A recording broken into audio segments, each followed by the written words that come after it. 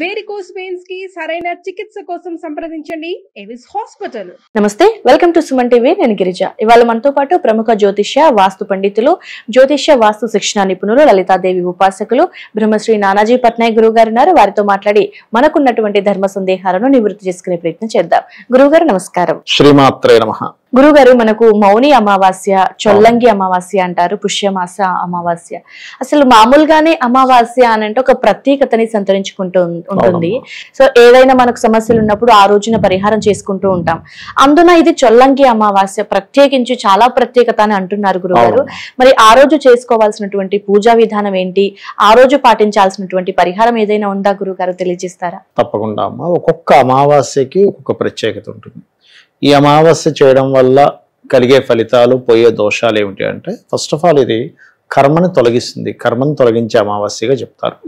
ఎందుకంటే మిగతా అమావాస్యలు ఎందుకు కర్మను తొలగించవు, ఏమిటి దీనికి ఎందుకు అంత ప్రత్యేకత అంటే, కర్మస్థానంలో అమావాస్య ఏర్పడుతుంది. అంటే మకర రాశిలో రవిచంద్రులు ఇద్దరు కలిస్తే అమావాస్య, రవిచంద్రులు 1/7 యాక్సెస్ లో ఉంటే పౌర్ణమి. సో ఇక్కడ ఏంటి, మకర రాశిలో ఎప్పుడైతే రవిచంద్రులు కలుస్తారో, మకర రాశి సహజంగానే మనకి కర్మస్థానంగా చెప్తారు. ఉద్యోగ సంబంధించినవి, మన నిత్య కర్మలు, అదేవిధంగా కర్మ స్థానంకి కర్మకారకుడు ఎవరైతే శని ఉన్నాడో ఆయన యొక్క రాశి అది మకర రాశి అనేటువంటిది. అందుకని ఈ రోజు ఎవరైనా కానీ ఉదయం పూట సహజంగానే నిత్య దేవతారాధన ఏదైతే ఉందో అది చేసుకొని మధ్యాహ్నం 11:30 ప్రాంతం నుంచి 1:30 ప్రాంతం మధ్యలో లేదా 2 వరకు కూడా మీరు పితృదేవత సంబంధించిన తర్పణాలు వదలడము, పితృదేవతలకి మీరు పిండ ప్రదానాలు చేయడం, లేకపోతే స్వయం పాకం ఇవ్వడము, ఇవన్నీ కూడా చేయొచ్చు. అంటే పిండ ప్రదానాలు అనేది మాత్రం కాస్త సంవత్సరికం ఆబ్దికం ఉన్నప్పుడే చేస్తారు. స్వయం పాకము, తర్పణాలు వదలొచ్చు, అందులో ఎటువంటి సందేహం లేదు. ఇవి చేయడం వల్ల ఏమవుతుందంటే, ఒకటి అమావాస్య ఎవరైనా సరే చేశారు అనుకోండి, ఫస్ట్ కలిగే ఫలితం ఏమిటంటే వాళ్ళకి రావాల్సిన నెగటివ్ ఎనర్జీ దగ్గరే రాకుండా దూరం అవుతుంది. చిన్న ఎగ్జాంపుల్ అమ్మా, నెగటివ్ ఎనర్జీ అనేది ఎలా పనిచేస్తుంది అంటే, ఒక వ్యక్తి డ్రైవింగ్ చేస్తున్నాడు అనుకోండి, కార్ డ్రైవింగ్ చేస్తున్నాడు, ఒక్క చిన్న కునుకు ఇలా వచ్చింది అని ఎంత ఎక్స్పర్ట్ అయినా డ్రైవింగ్ లో, ఎంత మంచి కారు ఉన్నా ఆ చిన్న కునుకు అతని జీవితాన్ని మార్చేస్తుంది. యాక్సిడెంట్ అయితే పరిస్థితి ఏంటి, చిన్నదే, అరే అంత చిన్న కునుక్కి ఇంత జీవితం మారిపోయిందా అంటే మారిపోయింది ఆ మూమెంట్ అలా. అదే టైంలో కొనకుండా ఉంటే ఆయన జీవితం ఇంకో రకంగా మారచ్చు. ఖచ్చితంగా. అలాగే మన జీవితంలో నెగటివ్ ఎనర్జీ అటాక్ అయినప్పుడు, నెగటివ్ ఎనర్జీ అటాక్ అవ్వకుండా కాపాడుకోగలిగినప్పుడు మన జీవితం మారుతుంది. అలాంటి నెగటివ్ ఎనర్జీస్ అటాక్ అవ్వకుండా ఉండడానికి చేసేది అమావాస్య పూజ. అమావాస్య నాడు మధ్యాహ్న సమయంలో పితృదేవతలకు ఇచ్చి, ఉదయం నిత్య దేవత ఆరాధన ఎలాగో చేసేసుకుంటాం కాబట్టి మధ్యాహ్నం చక్కగా స్వయం పాకం, బియ్యము, 2 రకాల కూరగాయలు, ఉప్పు, పప్పు, చింతపండు, ఇట్లాంటివన్నీ పదార్థాలు ఏవైతే వండుకుంటామో, అన్నము కూర వండుకోవడానికి కావాల్సిన పదార్థాలన్నీ కూడా బ్రాహ్మణుడికి ఈశ్వర స్వరూపంగా భావించి దానంగా ఇవ్వాలి. ఓకే. తీసుకునే బ్రాహ్మణుడు కూడా ఏదో గతిలేక నాకు ఇస్తున్నారు, వీళ్ళ దోషాలను నేను కట్టుకోవాల్సి వస్తుందని అనుకోకుండా, నాకు భగవంతుడు ఈ యొక్క స్థానాన్ని కల్పించినందుకు ఆ ఈశ్వరుడికి నిజంగా కృతజ్ఞతలు అనుకుంటూ తీసుకోవాలి. ఇచ్చే వ్యక్తి ఈశ్వర స్వరూపంగా ఇవ్వాలి, తీసుకునే వ్యక్తి ఆ భావంతోనే తీసుకోవాలి. తీసుకున్న తర్వాత రాత్రి సమయంలో అమ్మవారి ఆరాధన, మనకి లలితోపాఖ్యానం అని ఒకటి ఉంటుందమ్మా. లలితోపాఖ్యానంలో అమ్మవారి గురించి చెప్తారు. ఎంతో గొప్పటి విషయం ఉంటుందంటే, అక్కడ జనమేజయుడు అని అతను మంత్రం తీసుకుని అమ్మవారి మంత్రం చేస్తూ ఉంటే ఏమవుతుందంటే, అందరూ ఏంటి కామన్గా ఏమనుకుంటారు, ఒక అమ్మవారి మంత్రం తీసుకుంటే ఏదో వీళ్ళకేదో కొంతవరకు అమ్మవారి అనుగ్రహం ఉంటుంది అనుకుంటారు. కానీ అమ్మవారి అనుగ్రహం ఎలాంటిదంటే, ఒక మంత్రం తీసుకొని చేసేటప్పుడు అందులో ఉంటుంది చాలా స్పష్టంగా. అతను మంత్రం చేయడం ప్రారంభించిన తర్వాత పితృదేవతలు అంటే వీళ్ళ యొక్క పూర్వీకులు ఉంటారు కదా, ఏది వీళ్ళకంటే ముందు తాతలు ముత్తాతలు వాళ్ళందరూ ఉన్న లోకాల నుంచి ఉన్నత లోకాలకి వెళ్తారు. ఆల్రెడీ నరకయాతన పడుతున్న వారు దాని నుంచి బయటకు వస్తారు. ఆ విషయాన్ని నారదుడు వచ్చి చెప్తాడు జనమేజయుడికి, అయ్యా నువ్వు మంత్రం చేస్తున్నావు కదా అమ్మవారిది, ఏమైందో తెలుసా, ఇలా జరిగింది అన్నప్పుడు ఆయన అసలు ఆశ్చర్యపోతాడు. అంటే ఏమిటంటే, ఒక నామం, అమ్మవారి నామం కేవలం శ్రీమాత్రే నమః అనుకోండి, లలితాసహస్రనామాల్లో బోల్డ్ అని ఉన్నాయి, ఒక్క శ్రీమాత్రే నమః అనే నామం ఎంత పవర్ఫుల్ తెలుసా. అసలు అందరం చాలా క్యాజువల్గా అనుకుంటాం, ఓం నమః శివాయ చాలా క్యాజువల్గా అంటాం, శ్రీమాత్రే నమః చాలా క్యాజువల్గా అనుకుంటాం, కానీ మోస్ట్ ఆఫ్ పవర్ఫుల్. ఒక్క శ్రీమాత్రే నమః మీరు కనుక మంత్రం చేయగలిగితే మనస్ఫూర్తిగా, మీకు అడుగు అడుగున ఒక రోడ్డు దాటుతున్నారనుకోండి, మీకు తెలియకుండానే ఏదో సెన్స్ మీ మీద పనిచేస్తుంటుంది, మీరు ఎక్కడ రోడ్డు దాటేటప్పుడు ఎటువంటి ప్రమాదం జరగకుండా ఉండడానికి. అంటే ఈ మంత్రం అనుకొని దాటడం వల్ల, మంత్రం అనుకుంటూ దాటుతున్నారు, లేకపోతే రోజు 1 గంట సేపు సాధన చేస్తున్నారు ఉదాహరణకి, అంటే మిమ్మల్ని అలా రక్షణ, ఎందుకంటే ఆ తల్లి ఎలా రక్షిస్తుందో, మీరు ఉదాహరణకి ఓ దగ్గరికి వెళ్ళి ఏదో అక్కడ ఏదో గొడవ జరగాలి, రాంగ్ ఏదైనా జరగాలి, అక్కడ వెళ్ళనివ్వకుండా అమ్మవారు రక్షిస్తుంది. ప్రొటెక్షన్ అనేది ఎక్కువగా ఉంటుంది. శ్రీమాత్రే నమః.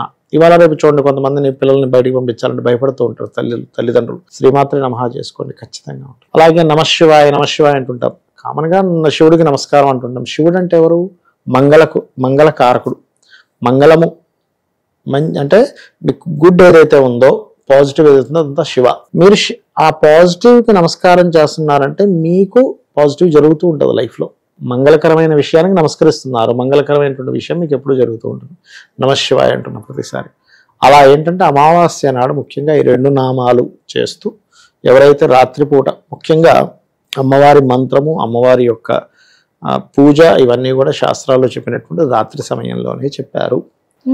ఎక్కువ పవర్ ఎనర్జీ అనేటువంటిది ఉంటుంది. అదే విధంగా ఇప్పుడు అమావాస్య అనేటువంటిది మనకి మకర రాశిలో జరుగుతుందని అనుకున్నాం కాబట్టి మకర రాశి వారే కాకుండా కాస్త మేష లగ్నం లేదా మేషరాశి వారు కొంచెం ఉద్యోగ సంబంధించిన విషయాల్లో జాగ్రత్తగా ఉండాలి. ఈ అమావాస్య సమయంలో ఏమవుతుందంటే మనస్కారకుడు కదమ్మా చంద్రుడు. ఈ మనస్కారకుడు చంద్రుడు వీక్ అవుతున్నాడు దశమ స్థానంలో, అంటే వృత్తి స్థానంలో. వీక్ అయినప్పుడు ఏమవుతుందంటే సడన్ గా సర్లే పోతే పని ఉద్యోగం వదిలేద్దాం అని రాంగ్ డెసిషన్స్ తీసుకుంటారు. సర్వసాధారణంగా కూడా యూనివర్సల్గా ఏమవుతుందంటే మకరంలో అమావాస్య ఎప్పుడైనా మీరు గమనించండి, మీరు మొత్తం డాటా తీయండి గూగుల్లో. మకర రాశిలో అమావాస్యలు ఏర్పడినప్పుడు ఎప్పుడు ఏర్పడతాయి? సర్వసాధారణంగా మనకి జనవరి ఫిబ్రవరి ఈ టైంలోనే ఏర్పడుతుంది. ఎప్పుడు కూడా మనకి జనవరి దాదాపుగా ఎండింగ్ లోని ఈ టైంలోనే ఏర్పడుతూ ఉంటుంది. ఆ సమయాల్లో జాబ్ సంబంధించిన విషయాలు చాలా మార్పులు జరుగుతుంటాయి యూనివర్సల్ గా. అందుకని జాబ్ పరమైన ఇబ్బంది ఎక్కువగా ఉంది. ఓం మాణిక్య మకుటాకార జానుద్వై విరాజితాయే నమః చేసుకుంటూ ఉన్నట్లయితే ఖచ్చితంగా ఈ యొక్క అమావాస్య యొక్క ఫలితాన్ని, అమ్మవారి అనుగ్రహాన్ని పరిపూర్ణంగా పొందుతారు. అయితే గురుగారు, మనకు రకరకాల సమస్యలు అంటే మనకు నిత్య జీవితంలో దృష్టి దోషాలు అనేటివి తగులుతూ ఉంటాయి. మరి ఈ చొల్లంగి అమావాస్య రోజు ప్రత్యేకించి ఎలాంటి పరిహారం పాటిస్తే మంచిది అని అంటారు గురుగారు? మంచి ప్రశ్న వేశారమ్మా. ఎందుకంటే అమావాస్యకి దిష్టి తొలగించడానికి ఒక లింక్ ఉంటుంది. దీనికి కొన్ని ప్రామాణిక గ్రంథాలు ఉన్నాయి. మనకి కర్మ విపాకము అనేటువంటి గ్రంథం నేను చదవనంత వరకు, అంటే చాలా సంవత్సరాల క్రితం చదివాను. అప్పటి వరకు నేను మామూలుగా 2 నిమ్మకాయలు తీసి పడేసి ఏమిటి వీళ్ళకి పిచ్చి అనుకునేవాడిని.